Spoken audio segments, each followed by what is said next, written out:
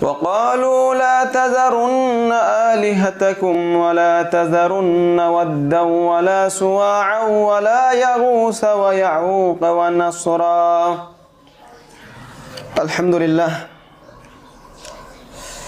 যাবতীয় প্রশংসা সেই মহান আল্লাহ রাব্বুল আলামিনের জন্য, যিনি আমাদেরকে সুস্থ অবস্থায় নিরাপদে এই জুমার জামাআতে হাজির হওয়া তৌফিক দান করলেন।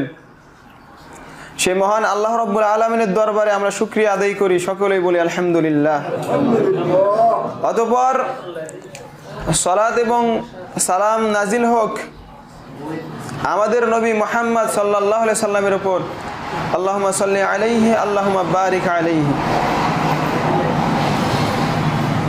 আজকে জুমার খুতবায় যে বিষয়টা নিয়ে আলোচনা করতে চাই সেটা হলো শিরকের সূচনা এবং মুসলিম সমাজে এই শিরকের প্রভাব। এই শিরোনামে কিছু গুরুত্বপূর্ণ পয়েন্ট তুলে ধরার চেষ্টা করব ইনশাআল্লাহ। ওমা তাওফিকি ইল্লা বিল্লাহ আলাইহি তাওয়াক্কালতু ওয়া ইলাইহি উনিব। আল্লাহ তাআলা মানুষ আর জিন জাতিকে এই পৃথিবীতে পাঠিয়েছেন তার তাওহীদকে বাস্তবায়ন করার জন্য। আর যেই কারণে আল্লাহ তাআলা যুগে যুগে নবী এবং রাসূলও পাঠিয়েছেন মানুষকে সতর্ক সাবধান করার জন্য শিরক থেকে। নবী রাসূলরা মানুষকে তাওহীদের দিকে আহ্বান করতেন। পক্ষান্তরে শয়তান ইবলিস তার সবচেয়ে বড় প্রচেষ্টা সেটা হলো মানুষকে শিরকে লিপ্ত করানোর। এই জন্যে শয়তান দিন রাত্রি প্রচেষ্টা চালায়। আল্লাহ তাআলা প্রথম যখন আদম আলাইহিস সালামকে পৃথিবীতে পাঠিয়েছিলেন তারপর থেকে অনেক বছর 10 কারণ মানুষ তাওহীদের ওপর ছিল। নূহ আলাইহিস সালাম আসার আগ পর্যন্ত পৃথিবীতে শিরকের সূচনা হয়নি। যখন এই নূহ আলাইহিস সালাম আসার কিছু আগে মানুষদের মাঝে শুরু হলো সৎ মানুষদেরকে নিয়ে বাড়াবাড়ি করার কারণে শিরক এই পৃথিবীতে প্রথম শুরু হলো। যেই কথা আমরা সূরা নূহে দেখতে পাই। সূরা ইউনূসে আল্লাহ তাআলা বলছেন কানান নাসু উম্মাতান ওয়াহিদাতান ফাখতালাফু, যে সমস্ত মানুষ জাতি একটা উম্মত ছিল। ফাখতালাফু, তখন তারা মতবিরোধ করলো। ফাবাআসাল্লাহু নাবিয়্যিন, তখন আল্লাহ তাআলা নবী পাঠালেন মানুষদেরকে সতর্ক করার জন্য। যখন শিরক এই পৃথিবীতে শুরু হলো, যখন পৃথিবীতে শিরক প্রথম শুরু হলো তখন এই মানুষকে সতর্ক করার জন্য আল্লাহ তাআলা প্রথম যে রাসূলকে পাঠালেন তিনি হলেন নূহ আলাইহিস সালাম। সর্বপ্রথম এই জমিনে রাসূল নূহ আলাইহিস সালাম। নূহ আলাইহিস সালাম এসে একমাত্র আল্লাহ তাআলার ইবাদতের দাওয়াত দিলেন আর সমস্ত শিরক বর্জনের দাওয়াত দিলেন। নূহ আলাইহিস সালামের দাওয়াতে তারা এতই ক্ষিপ্ত হয়ে গিয়েছিল যে তারা নূহ আলাইহিস সালামের কথা শুনতে চাইতো না। যেটা আমরা নূহ আলাইহিস সালামের একটা দোয়াতেই দেখতে পাই। তিনি নূহ আলাইহিস সালাম বলছেন, আল্লাহ আমি যখনই তাদেরকে দাওয়াত দিতে গিয়েছি জাআলু আসাবিআহুম ফি আযানিহিম ওয়াস্তাগশাউ সিয়াবাহুম ওয়া আসরু ওয়াস্তাকবারু ইস্তিকবারা, যখনই দাওয়াত দিয়েছি তখন তারা তাদের কানে আঙ্গুল ঢুকিয়ে দিয়েছে, নিজের শরীর কাপড় দিয়ে আচ্ছাদিত করেছে যাতে নূহ আলাইহিস সালামকে দেখতে না পায়। চিন্তা করেছেন শ্রেষ্ঠ রাসূলদের একজন, উলুল আজমি মিনার রাসূল যে 5 জন তার একজন নূহ আলাইহিস সালাম, তিনি কত দুঃখে এই দোয়াটা করছেন আল্লাহ, যে যখনই দাওয়াত দিই আমার জনপদের লোক কানে আঙ্গুল ঢোকায়, কথা শুনবে না। সুবহানাল্লাহ। তো তাদের মাঝে কি ধরনের শিরক ছড়িয়ে পড়েছিল এটাই আজকে দেখাবো ইনশাআল্লাহ। তারা বলেছিল ওয়াকালু লা তাযারুন্না আলিহাতাকুম, তারা বলল যে তোমরা তোমাদের এই দেবতা উপাস্যদেরকে ছেড়ে দিও না। ওয়ালা তাযারুন্না ওয়াদ্দা ওয়ালা সুআ ওয়ালা ইয়াগুসা ওয়া ইয়াউকা ওয়া নাসরা, আর তোমরা ওয়াদ, সুআ, ইয়াগুস, ইয়াউক, নাসর এদেরকে ছেড়ে দিও না। এরা কারা? কোরআনের নাম বর্ণনা করা হলো, এরা কারা? আব্দুল্লাহ ইবনে আব্বাস রাদিয়াল্লাহু তাআলা আনহুমা থেকে বর্ণিত, তিনি বলেন যে হাউলাই আসমাই রিজালিন সালিহিনা মিন কওমি নূহ, এরা ছিল নূহ আলাইহিস সালামের যুগের সৎ ব্যক্তি, অত্যন্ত ভালো মানুষ তারা। ফালাম্মা হালাকু, যখন এরা মারা গেল, আওহা শাইতানু ইলাইহিম, তখন শয়তান তাদেরকে ওহী করলো কি আনিনসিবু ইলা মাজালিসিহিমুল্লাতী কানু ইয়াজলিসুনা ফিহা আনসাবা, শয়তান তাদেরকে ওহী করলো যে এরা যে সমস্ত জায়গায় বসতো ওই সমস্ত জায়গায় তোমরা প্রতিমা মূর্তি বানাও। ওয়াসাম্মুহা বিআসমাইহিম, আর তাদের নামে নামকরণ করো, মানে এটা ওয়াদ, এটা সোয়া, এটা ইয়াহুস, এই ধরনের নামে নামকরণ করো, মূর্তি বানাও। এরা শয়তান তাদেরকে ওহী করলো। বোঝা যাচ্ছে যে শয়তানও ওহী করে মানুষের কাছে। ওহী দুই প্রকার, যেটা আল্লাহ তাআলার পক্ষ থেকে ওহী আর আরেকটা শয়তানের পক্ষ থেকে। আমাদের সমাজে যে সমস্ত গণক, তারপরে কবিরাজ নামধারী কবিরাজ যেগুলো জিন হাজির করে, এদের কাছে কে ওহী করে? শয়তান। এদের কাছে শয়তান। আপনি বিশ্বাস না হলে যখন ওই জিন হাজির করে কবিরাজ, ওখানে গিয়ে আপনি কোরআনের আয়াত তিলাওয়াত করবেন, বিশেষভাবে আয়াতুল কুরসি যদি জানেন ওখানে পড়বেন, দেখবেন কাণ্ডটা কি হয়। ওর শরীরে জিন থাকে না থাকে না, শুধু আয়াতুল কুরসি পড়বেন, জিন থাকে কি থাকে না ওটা দেখবেন খালি। তো শয়তান তাদেরকে ওহী করলো যে এরা যেখানে যেখানে বসতো এখানে এদের স্মৃতিকে স্মরণ করার জন্য মূর্তি বানাও, আর ওই মূর্তিগুলোকে তাদের নামে নামকরণ করো, কারণ এরা ভালো মানুষ, বিশিষ্ট ব্যক্তি। এদেরকে দেখলে তোমাদের অন্তরে আল্লাহর ভয় ভীতি জাগবে, আল্লাহ তাআলার ইবাদতে মন বসবে এদেরকে স্মরণ রাখলে। আর স্মরণ করার উপায় কি? মূর্তি বানাও। দেখছেন শয়তানের কেমন বুদ্ধি। ফাফআলু, তখন তারা তাই করলো। ফালাম তুবাদ, কিন্তু তখনও তার ইবাদত করা হয়নি। হাত্তা ইযা হালাকা উলাইক ওয়া নুসিয়াল ইলমু উবিদাত, যখন এরা সব মারা গেল, এই প্রজন্ম, আর জ্ঞান হারিয়ে গেল এই সম্পর্কে, তখন পরবর্তী প্রজন্ম যারা আসলো তারা এদের ইবাদত করা শুরু করলো। যারা মূর্তি বানিয়েছে তারা কিন্তু ইবাদত করেনি, বরং তাদের পরবর্তী প্রজন্ম তারা জ্ঞান না থাকার কারণে, কি জন্য মূর্তি নির্মাণ করা হলো, এই জ্ঞান না থাকার কারণে তারা সরাসরি ওই মূর্তির কাছেই বিভিন্ন ধরনের ইবাদত দেওয়া শুরু করলো, দোয়া চাইতে লাগলো আল্লাহর কাছে না চেয়ে এই মূর্তির কাছে। এইভাবে শুরু হয়ে গেল মূর্তিকে কেন্দ্র করে। অপর কথায় সৎ মানুষদের সম্মানকে নিয়ে বাড়াবাড়ি করার কারণে পৃথিবীতে শিরক শুরু হচ্ছে। খারাপ মানুষদের নয়, সৎ মানুষ যারা নেককার বান্দা তাদের সম্পর্কে বাড়াবাড়ি অতিরঞ্জন করার কারণে এই পৃথিবীতে সর্বপ্রথম শিরক শুরু হচ্ছে।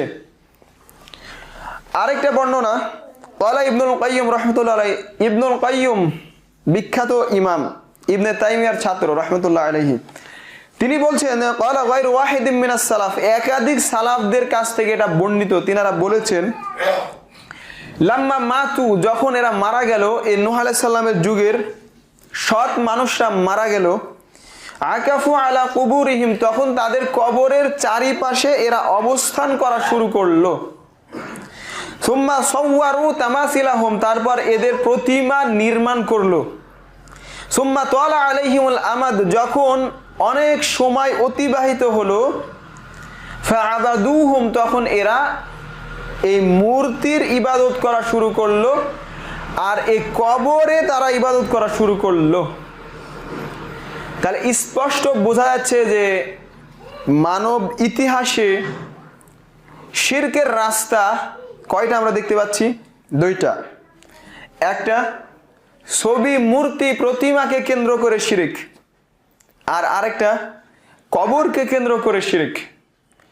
কবরকে পাকা করে সেখানে সিজদার স্থান বানানো, এই নিয়ে শিরক। এই দুইটা আমরা পথ দেখতে পাই মানুষের ইতিহাসে শিরক প্রবেশ করার। মক্কাতে যখন রাসূলুল্লাহ সাল্লাল্লাহু আলাইহি সাল্লাম এসেছিলেন, তখনও কিন্তু এই শিরকটা একই ধরনের শিরক বিরাজমান ছিল, একই রকম। তারা যে সমস্ত মূর্তির ইবাদত করত, এরা এই জন্যই করতো যে এরা আল্লাহ তাআলার কাছে সুপারিশ করবে। এরা এটা মনে করতো না যে এরা আমার উপকার করা, ক্ষতি করার মালিক, এরা বিশ্বাস করতো না। একাধিক কোরআনের আয়াত দ্বারা এটা প্রমাণিত। সূরা ইউনূসে আল্লাহ বলছেন, কুল মাই ইয়ারযুকুকুম মিনাস সামাই ওয়াল আরদ, হে নবী তুমি বলো যে আসমান আর জমিন থেকে রিজিক দান করেন কে? আম্মা ইয়ামলিকু সামআ ওয়াল আবসারা, শ্রবণ শক্তি এবং দৃষ্টি শক্তির মালিক কে? ওমা ইউখরিজুল হাইয়া মিনাল মাইয়িত ওয়া ইউখরিজুল মাইয়িত মিনাল হাই, জীবিত থেকে মৃত বের করেন কে, আর মৃত থেকে জীবিত বের করেন কে?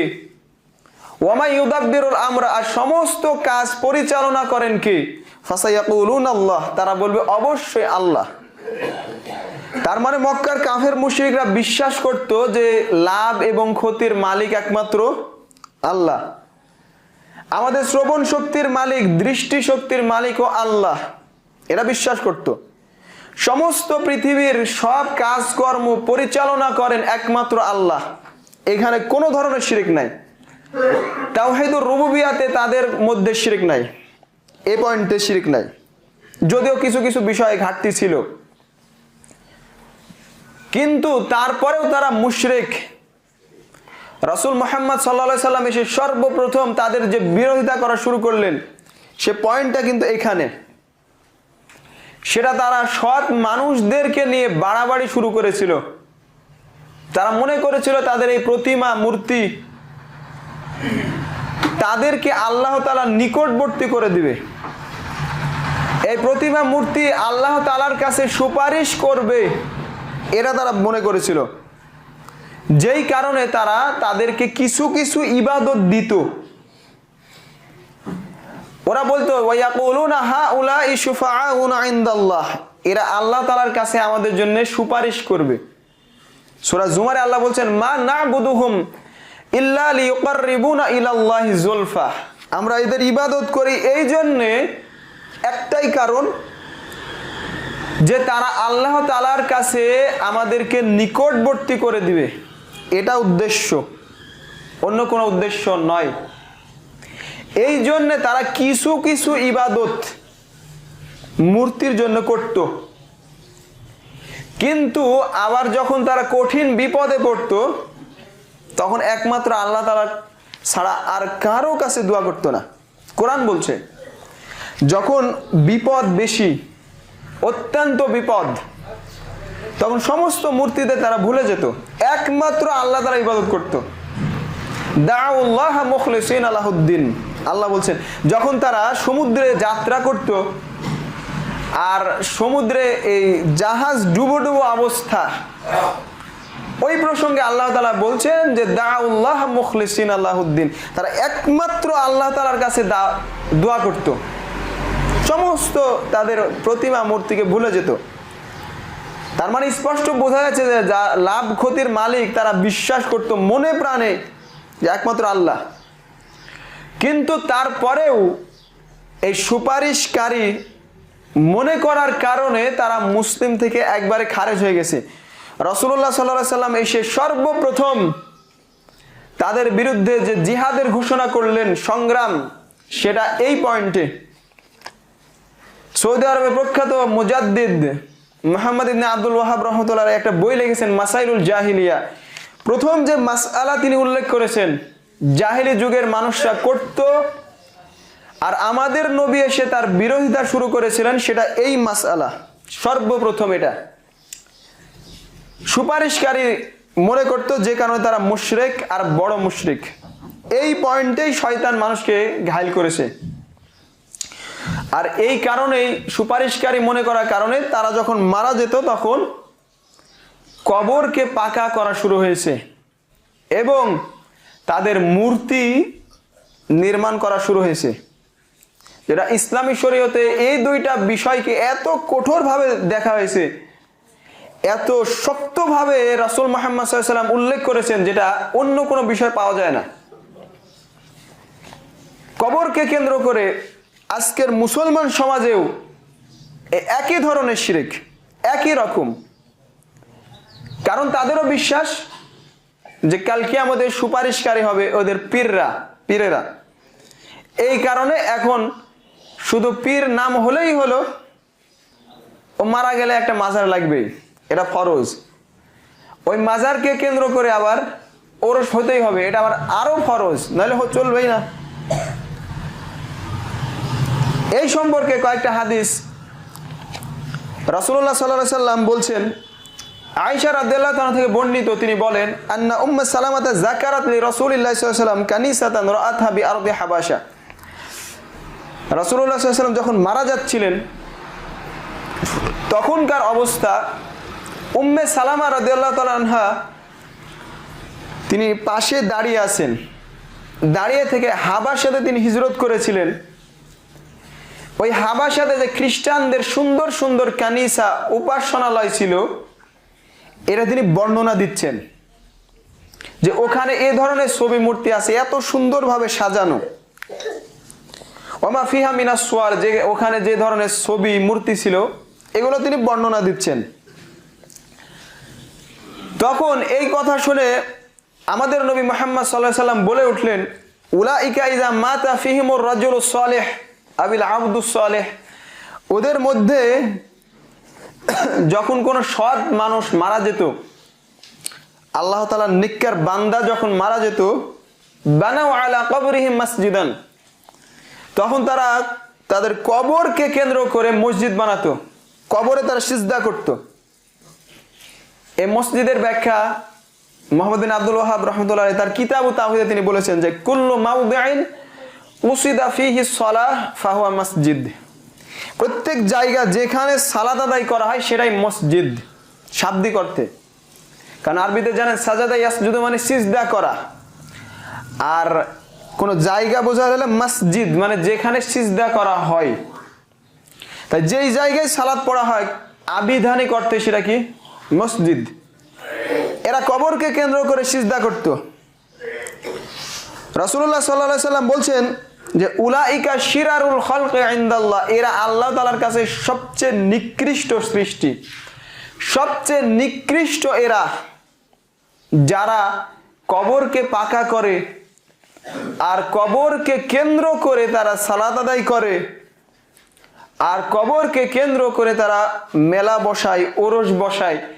এরা সবচেয়ে খারাপ মানুষ, এরা সবচেয়ে খারাপ মানুষ। মুহাম্মদ সাল্লাল্লাহু আলাইহি সাল্লাম বলছেন এই কথা, যারা কবরকে কেন্দ্র করে এই ধরনের বাড়াবাড়ি করে। তিনি আরো বলছেন আয়েশা রাদিয়াল্লাহু তাআলা আনহা, যে যখন মৃত্যু যন্ত্রণা অত্যন্ত বেড়ে গেছে আমাদের নবীর মুহাম্মদ সাল্লাল্লাহু আলাইহি সাল্লামের, মুখের উপরে চাদর, তিনি বারবার চাদর ছুঁড়ে ফেলছেন, অত্যন্ত জ্বরে তিনি ভুগছেন। এই মারা যাওয়ার আগেও তিনি এই বিষয়টা সতর্ক করছেন। তিনি বলছেন, লানাতুল্লাহি আলাল ইয়াহুদি ওয়ান নাসারা, ইহুদি এবং নাসারাদের উপর আল্লাহর লানত হোক। কারণ কি, ইত্তাখাযু কুবুর আম্বিয়াইহিম মাসাজিদ, তারা তাদের নবীদের কবরকে মসজিদে পরিণত করেছে, এই কারণে তাদের উপরে লানত। কথাটা একটু বুঝেন ভালো করে। তারা কার কবরকে সিজদার স্থান বানিয়েছে? নবী, যারা এই পৃথিবীতে সবচেয়ে সেরা মানুষ, নবীদের চেয়ে উত্তম মানুষ হয় নাকি আর? ওদের কবরকে পাকা করা যাবে না, ওদের কবরকে কেন্দ্র করে সিজদা করা যাবে না। যদি করে তাহলে তার উপরে লানত। নবীর কবরকে কেন্দ্র করে যদি ইবাদত করে তার উপরে যদি লানত হয়। আমাদের সমাজের যারা পীর, পেশাব করে পানিও নেয় না, এরা আবার কামের পীর, এদের কবরকে কেন্দ্র করে সিজদা করা যাবে? ওরা কবরকে কেন্দ্র করে যদি লানত হয় তাহলে আমরা কিভাবে ভালো মানুষ হতে পারে? হতে পারে? অসম্ভব হতে পারে না, অসম্ভব হতে পারে না।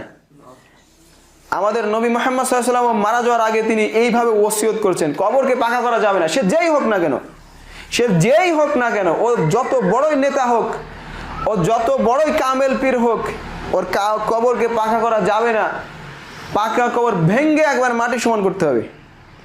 রাসূলুল্লাহ সাল্লাল্লাহু আলাইহি ওয়াসাল্লাম এটাই বলেছেন আলী রাদিয়াল্লাহু তাআলাকে, আল্লাহ তাদা সূরাতান ইল্লা তামাসতাহু ওয়ালা কবরান মুশরিফান ইল্লা সাওয়াইতাহু ওয়ালা কবরান মুশরিফান ইল্লা সাওয়াইতাহু। যেখানে উঁচু কবর পাবে ভেঙ্গে একবার মাটি সমান করে দিবে। সে যেই হোক না কেন, সে যেই হোক না কেন, ওর কবর ভেঙ্গে একবার মাটি সমান করে দিতে হবে। এটাই ইসলাম। কবরকে পাকা করা যাবে না, সে যেই হোক। কারণ এখান থেকে এই শিরক শুরু হচ্ছে, যেটা আমাদের মুসলিম সমাজে কি পরিমাণে চলছে চিন্তা করেন। আরেকটা হাদিস শোনাই, জুনদুব ইবনে আব্দুল্লাহ রাদিয়াল্লাহু তাআলা থেকে বর্ণিত। তিনি বলেন যে আমি রাসূলুল্লাহ সাল্লাল্লাহু আলাইহি সাল্লামকে বলতে শুনেছি, ক্বাবলা আইয়ামুতা বিখামস, মৃত্যুর 5 দিন আগে একবার মারা যাওয়ার অবস্থায় তিনি বলছেন, ওসিয়ত করছেন, ইন্নী আবরা ইলাল্লাহি আইয়াকুনা লি মিনকুম খালিল, আমি তোমাদের থেকে মুক্ত যে তোমাদের মধ্যে আমার কোনো খলিল নাই, অন্তরঙ্গ বন্ধু নাই। কারণ ফাইন্নাল্লাহা ক্বাদ ইত্তাখাযানি খলিলান কামা ইত্তাখাযা ইব্রাহিমা খলিলান। কারণ আল্লাহ তাআলা আমাকে খলিল হিসেবে গ্রহণ করেছেন। সুবহানাল্লাহ। যেভাবে ইব্রাহিম আলাইহিস সালামকে আল্লাহ তাআলা খলিল হিসেবে গ্রহণ করেছেন, অন্তরঙ্গ বন্ধু। ওয়ালাউ কুনতু মুত্তাখিযান মিন উম্মতি খলিলান লাত্তাখাযতু আবু বকরিন খলিল, যদি আমার উম্মতের কাউকে আমি বন্ধুরূপে গ্রহণ করতাম তাহলে অবশ্যই আবু বকরকে বন্ধুরূপে গ্রহণ করতাম, খলিল হিসেবে, অন্তরঙ্গ বন্ধু হিসেবে। এরা দ্বারা বোঝা যায় যে আবু বকর রাদিয়াল্লাহু তাআলার মর্যাদা এই উম্মতের মধ্যে সবচেয়ে বেশি, সবচেয়ে শ্রেষ্ঠ ব্যক্তি আবু বকর রাদিয়াল্লাহু তাআলা, তার এতই মর্যাদা। তারপরে তিনি বলছেন যে আলা জেনে রেখো, ওয়া ইন্না মান কানা ক্বাবলাকুম, তোমাদের পূর্বে যারা ছিল, কানু ইয়াত্তাখিযুনা কুবুর আমবিয়াহিম মাসাজিদ, তারা তাদের নবীদের কবরকে সিজদার স্থানে পরিণত করেছিল, মসজিদে পরিণত করেছিল। আলা ফালা তাত্তাখিযুল কুবুর মাসাজিদ, জেনে রেখো, সাবধান, খবরদার, কবরকে মসজিদে পরিণত করবেন না, কবরকে মসজিদে পরিণত করবে না। ইন্নী আনহাকুম আন যালিক, আমি এটা থেকে তোমাদেরকে নিষেধ করছি। মারা যাওয়ার 5 দিন আগে তিনি এই ওসিয়ত করছেন, কবরকে মসজিদের স্থানে বানানো যাবে না। আর আরেকটা মাসআলা, কবরকে কেন্দ্র করে মসজিদ হতে পারে না, কবরকে কেন্দ্র করে মসজিদ হবে না, ওই মসজিদ ভেঙে দিতে হবে। এই মাসআলা ভালো করে শুনে রাখেন, যেই মসজিদ কবরকে কেন্দ্র করে করা আছে ওই মসজিদ ভেঙে একবারে মাটি সমান করে দিতে হবে, ওই মসজিদে সালাত হবে না। যেটা আমাদের সালাফদের এই শক্ত ফতোয়া, কেন মসজিদকে কেন্দ্র, এই কবরকে কেন্দ্র করে মসজিদ হবে, এটা চলবে না, ওই মসজিদে ভেঙে দিতে হবে। আর না হলে এটা পৃথক করতে হবে কবর থেকে। ইসলামী শরীয়তে এটা শক্ত বিধান, কারণ এই পথ দিয়েই শিরক পৃথিবীতে শুরু হয়েছে, যেটা রাসূলুল্লাহ সাল্লাল্লাহু আলাইহি ওয়াসাল্লাম কঠোরভাবে নিষেধ করে গেছেন। আর আরেকটা যে পথ আমরা বলছিলাম সেটা হচ্ছে ছবি মূর্তি নির্মাণ করা। সৎ লোকদের এটা বলার অপেক্ষা রাখে না, কারণ মূর্তি কাদের বানাবে? সাধারণ লোকে তো বানাবে না, যারা বিশিষ্ট ব্যক্তি তাদেরই মূর্তি। যেখানে সেখানে মূর্তি কিংবা ঘরে ছবি টাঙিয়ে রাখা, এই ধরনের কাজ ইসলামী শরীয়তে সম্পূর্ণরূপে হারাম। আর এই পাশ দিয়েই যেহেতু শিরক ঢুকেছে, আমরা প্রথম আলোচনাতে বলছিলাম রাসূলুল্লাহ সাল্লাল্লাহু আলাইহি ওয়াসাল্লাম আলী রাদিয়াল্লাহু আনহুকে যে বলেছিলেন, আল্লাহ তাদা সূরাতান ইল্লা তামাসতাহু, যেখানেই কোনো ছবি মূর্তি দেখবে একবারে ভেঙ্গে নিশ্চিহ্ন করে দিবে। রাসূল সাল্লাল্লাহু আলাইহি ওয়াসাল্লাম বলছেন তামাসতাহু, একবারে ভেঙ্গে নিশ্চিহ্ন করে দিবে। শুধু ভাঙবে না, নিশ্চিহ্ন করে দিবে। এটা ইসলামের বিধান। আর যে বাড়িতে ছবি মূর্তি থাকে, যে ঘরে থাকবে, কুকুর থাকবে যে ঘরে আর ছবি মূর্তি সেই ঘরে, রহমতের ফেরেশতা যাবে না। আপনি কি চান একজন মুসলমান কি কখনো এরা চাইবে যে ওর বাড়িতে ফেরেশতা না যাক, রহমতের ফেরেশতা? কখনো চাইবে না। তাহলে কিভাবে আমরা ছবি মূর্তিকে সম্মান করি, ছবি মূর্তি নির্মাণ করছি, আবার আমাদের ঘরে টাঙিয়ে রাখছি? এটা হতেই পারে না। এটা ভেঙ্গে একবারে চুরমার করে ফেলতে হবে। এটাই ইসলাম। ইসলামে ছবি মূর্তি এবং কবরকে কেন্দ্র করে যে শিরক, এরা সম্পূর্ণরূপে বন্ধ করে দিয়েছে। এটা চলবে না মুসলমান সমাজে। এটা মুসলমান নাম ধরে আমরা চালাচ্ছি, কিন্তু এরা সম্পূর্ণরূপে শিরক, বড় শিরক। কবরকে কেন্দ্র করে ইবাদত আর ছবি মূর্তিকে কেন্দ্র করে যে বিভিন্ন ধরনের সম্মান, শ্রদ্ধা, ফুল দেওয়া, এই সব হারাম, ইসলাম শরীয়তে জায়েজ নাই। এইভাবেই তো শিরক শুরু হয়েছে। আল্লাহ তাআলা আমাদেরকে বোঝার তৌফিক দান করুন। আল্লাহুম্মা আমিন। আকুলু কাওলি হাযা আস্তাগফিরুল্লাহ লি ওয়া লাকুম ওয়া লিসাইরিল মুসলিমিন।